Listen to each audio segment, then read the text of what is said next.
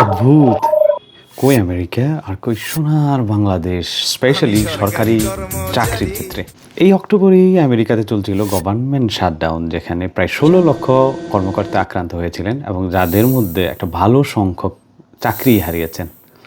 যারা চাকরিতে ছিলেন তারাও জানতেন না কখন বেতন পাবেন এবং তারা সময় মতো বেতন পাননি, যার ফলে তার খাদ্য সংকটে ভুগে ওই দেশের ফুড ব্যাংকের সামনে লাইন দিয়ে দাঁড়িয়েছিলেন।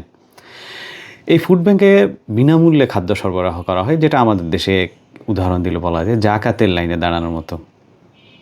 কোনো হইচই, আন্দোলন কিছুই ছিল না।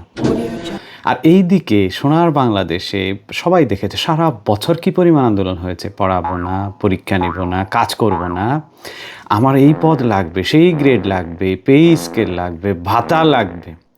এবং সেই আন্দোলন গড়াতে গড়াতে একটা সময় গিয়ে খোদ অর্থ উপদেষ্টাকে ৬ ঘন্টার জন্য অবরুদ্ধ করেছেন। আমার সোনার